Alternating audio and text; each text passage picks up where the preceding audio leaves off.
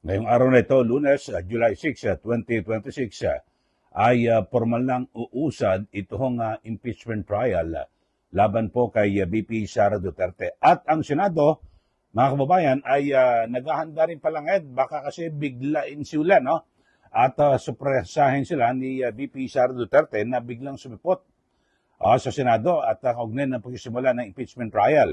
Bagamat base po sa panuntunan ng Senado, ay hindi po inuobliga na personal na dumalo. Ito pong si VP Sara Duterte, kaugnay ng pagsisimula ngayong araw ng impeachment trial. At ngayong araw na ito, itong first day ng trial, ay ang sinasabi, ito yung mga gawa ho rito, yung mga preliminaries pa lang ho, no?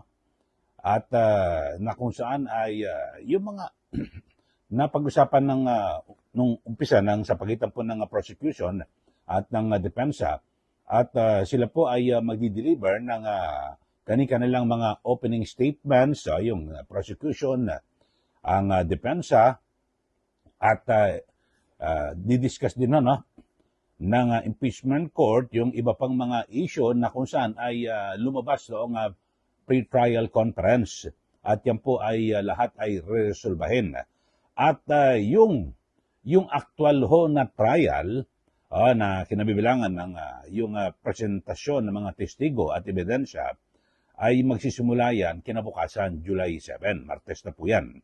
So yan po ang binabagit ni Senate President Win Gatchalian dito po sa issue ito. Pero dito ho ay may mga siyempre naghahanda lang naman ang ang Senado at baka biglang masopresa at biglang sumipot itong si VP Sara Duterte bagamat hindi po siya inuobliga.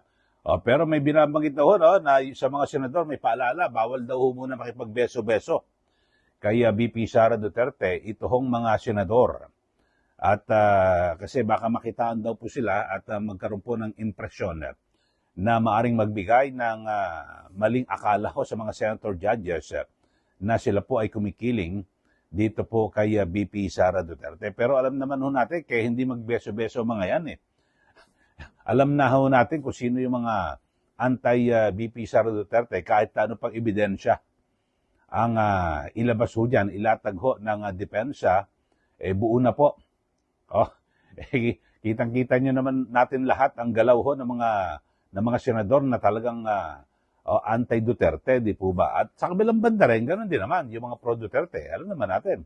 Yung kanilang galaw at talagang kahit na ano mangyari, ilatag ho ng prosecution yung mga ebidensya, ganun din naman.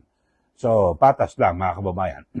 Pero dito ho ay isa po sa binabanggit itong si Pangulong Marcos Jr. na kung siya raw po ang tatanungin, dapat daw po na umattend daw ng personal itong si VP Sara sa impeachment trial.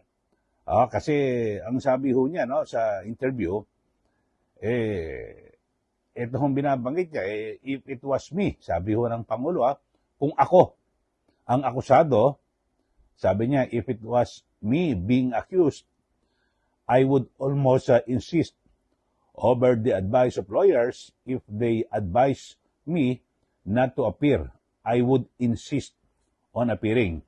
Yung binabanggit ni Pangulong Marcos Jr. Na kahit nasabihin ng mga abogado na, hindi, huwag ka nang umattend. Pero ipipilit niya rin umattend. Ito, pakinggan ho natin. Ito nga payag mismo ni Pangulong Marcos Jr. kaugnay ng pagsisimula ng impeachment trial laban po kay VP Sara Duterte. Nasabi niya, dapat kung siya po inaakusahan, atin daw siya ng personal. Panoorin po natin itong si Pangulong Marcos Jr. Well, my only experience with an impeachment trial was when I was senator with Corona, the Corona impeachment trial. And it's really up to the accused whether or not they feel the need to appear. I guess the lawyers from on the defense side will give their advice. It's not for me to say one way or the other. But of course, it would be much easier to get to the bottom of everything if you can speak to the accused directly. And the accused can answer directly, not through secondary channels, not through the lawyers. Kung diretsong makapagsagot, di siyempre mas magiging maliwanag ang proseso, mas magiging madali ang proseso. But that's just my own opinion, and that's not a legal opinion because I'm not a lawyer. But I'm just trying to put myself in that position. So I would probably myself, if it was me being accused, I would almost insist over the advice of lawyers. If they advise me not to appear, I would insist on appearing because kaya ko namang sagutin. Di, o sige, sagutin natin. Thank you, Mr. President. Yan po ang pahayag ni Pangulong Marcos Jr. at nakusan nang tanungin mo siya na dapat bang personal na dumalo ito hong si VP Sara Duterte sa kanyang pagsisimula ng impeachment trial ngayong araw na ito, Lunes, July 6, 2026. Pero agad na sinoplahuyan ni dating commissioner ng COMELEC at ng COA, ito pong si Atty. Rowena Guanzon. Ang sabi niya, sabi ko ni Atty. Guanzon, yung meron daw hong disqualification case itong si Marcos Jr. noong siya ay namumuno sa COMELEC division na humawak sa naturang kaso. So ang may hawak ng division ay itong si Atty. Rowena Guanzon. At siya ho ang ang tagapangulo ng nasabing division. At ang sabi ho ni dating Commissioner Guanzon, hindi nga ho sumipot daw ho ito hong si Pangulong Marcos sa kanyang kaso. At ang sinasabi sinabi ng abogado meron daw sakit may sakit daw itong si BBM. Ang naiso na patungkulan ho rito at mensahe ni Atty. Guanzon, nung sabi niya, parang kay Marcos, nung ikaw nga kinakailangan sumipot, di ka naman sumipot Nagdahilan ka pa na may sakit, sabi ng abogado mo. So yun po ang parang ito hong binabagit ni Atty. Rowena Guanzon. Base po ito sa naging statement o reaksyon ni Pangulong Marcos Jr. na kung saan, di ba, ang sabi niya, dapat daw sumipot o personal. Opinion lang naman ito ng Pangulo, sabi niyo, nilinaw niya.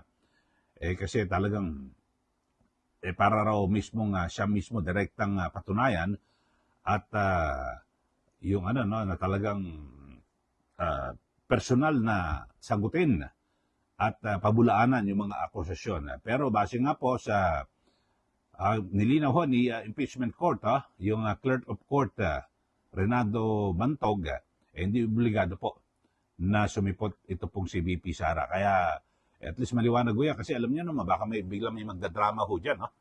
Lalo na po sa prosecution. Kilala niyo naman hindi ko nababanggit yung mga pangalan na sabihin ako, itong si VP Sara hindi sumipot dito po sa unang araw ng impeachment trial at talagang siya ay itinatago yung katotohanan, ayaw ilabas ang katotohanan. May mga ganyan inaasahan natin Kasi talagang iba baka gagamiting drama. Di po ba? Yun lo, inaasahan natin na magiging ganyan baka sabihin ako, umiiwas sa pananagutan. Hindi nga obligado mga kababayan Pero sabi nga ni Pangulong Marcos, kanyang opinion, mas maganda raw po na kung siya raw po ay nasa kalagayan ni VP Sara, pipiliin niyang personal na humarap sa Senate impeachment trial sa halip na ipaubaya lamang sa kanyang mga abogado. So, yun po mga kababayan. Pero sabi nga ho ni Atty. Guanzon,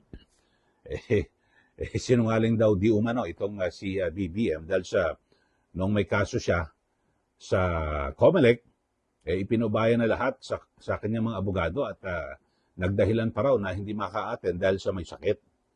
Yun po ang binabanggit ni Atty. Guanzon. So, kayo mga kababayan at syempre ngayong araw ay magsisimula na itong impeachment trial ni VP Sara Duterte at alam niyo siguro ako baka biglang alam niyo naman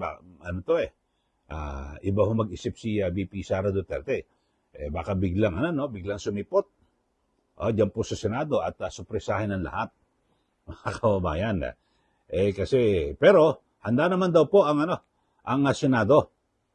At kung sakali ho na biglang sumipot si VP Sara. Yun ho, kasi lahat daw ho na planchado na raw po, no? Lahat ng mga kinakailangang preparasyon. Kung sakaling dumalo, ito pong sa CVP Sara. Pero kung ako, baka pwede dumalo, Supresahin nyo, Madam Vice President. Kasi dito ho, ang mangyayari ho ngayon, yun ho, wala pa hong hindi po aktual na kasi marami po ho mga dapat na ma-resolve.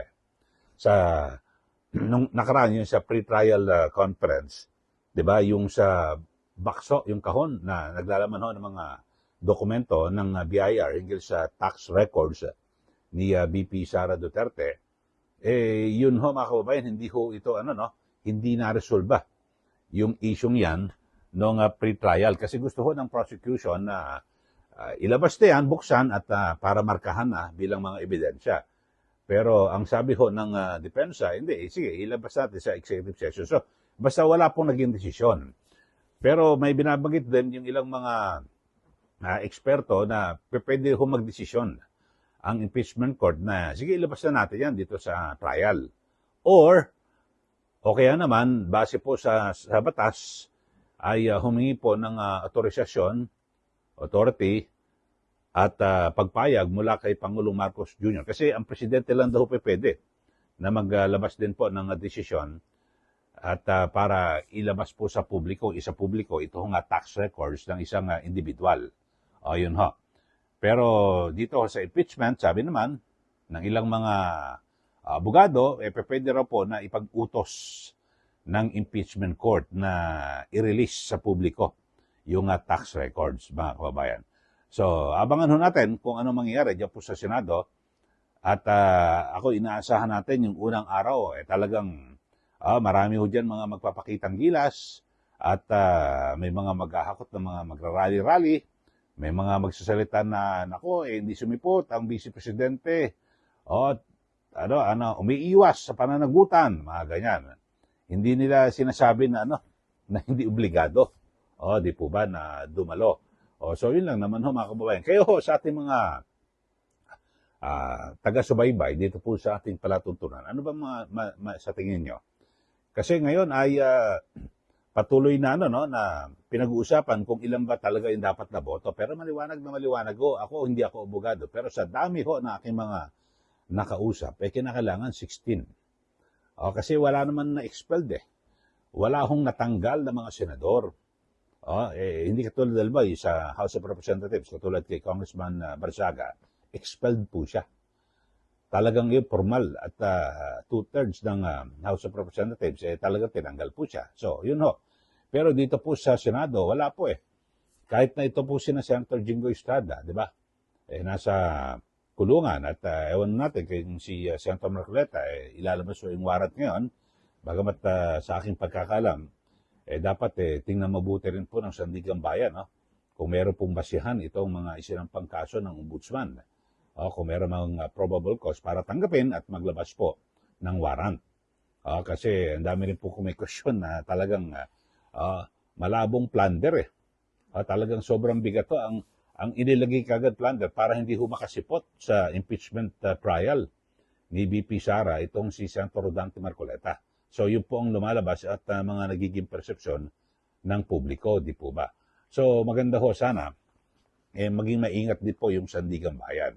Di po ba? Sa kasong ito, para wag pong maakusahan na sila po yung nagpapagamit para gamitin laban po sa mga kritiko ng administrasyon. So, alam nyo, talaga ako, mataas po yung aking pagkilala sa sangay po ng hudikatura na pinangungunahan po ng Korte Suprema na kung saan talagang dapat hindi sila nagpa-pressure. At kung ano man ho ang talagang nasusulat sa ating saligang batas, yun po ang dapat na ipatupad. Yun po ang dapat na pairalin, di po ba? So, yun lang naman po ang binabanggit po natin. Pero, yung 16 votes yan at kung talagang ipipilit ho ng mga no, ng ilang mga senador at ilang mga grupo, siguro sila mismo maglapit sa Supreme Court kasi sila pong gusto na gawing wala sa 16. Kasi sa ngayon ho, kung pagbabasihan ho yan, talaga napakahirap po makakuha ng 16 na boto para ma-convict po itong si VP Sara Duterte. Talagang malabo kasi ang layo ho mga kababayan. Tapos ako, yung aking pananaw ho mga kababayan, ay may kahalong swerte itong si VP Sara. Kasi sa mga pangyayari, yung sakto ho na siya po'y pinapa-impeach, nalalapit po yung eleksyon. Ang dami po mga re-electionist na mga senador. Ewan ko lang ho kung sila po ay kanilang ipagsasapalaran yung kanilang boto, lalo na siyempre, taga Mindanao. Alam nyo, ang matindi lang ho rito kay BP Sara, meron mo siyang bailiwick Meron siyang sariling baluarte. Mayorya po ng mga taga Mindanao ay talagang kahit na ano pang sabihin mo sa mga Duterte, hindi po mag-iiba yung kanilang pagtingin, di ba? So, ibig sabihin, malaki-laki mawawala, ilang milyon ang mawawala sa mga, tatakbo ka senador, o re-electionist ka. Mawawala ka ng boto, malaki-laki, baka masilat ka. Tapos may mga papasok na ibang mga tatakbo senador, hindi naman re-electionist, baka madali kayo, di ba? So, ang pwedeng gawin dyan, para hindi ka rin, halimbawa, kung medyo sumisip-sip ka sa administrasyon, sabihin mo lang, boss, mag-abstain na ako. Kasi baka maapektuhan yung aking kandidatura. So, bahala na ho. Abangan natin, depende ho sa takbo ng impeachment trial. Pero sa aking pananaw, sa ngayon ho, talaga may hirapan po na makakuha ng 16 votes para makonvict itong si VP Sara Duterte. At kaya naman ay marami po ang nagsasabi kung nakunwari ng mga legal opinion na hindi, pwedeng pwedeng kahit na hindi 16. Yan po ang naratibo pero dapat hindi ganon. Kung ano ba talaga ang batas. Doon ho tayo, di po ba? Sige, magbigay na po kayo ng comment dito po sa ating channel. Sa mga bago lang po, subscribe na po kayo para kayo po lagi updated dito po sa ating mga issue na pinag-uusapan. Sundan nyo rin po yung aking Facebook, yung aking page, Eli Saludar, at yung aking isa pang account, Eli Saludar. Maraming salamat muli. Ito po si Eli. Magandang araw po sa ating lahat.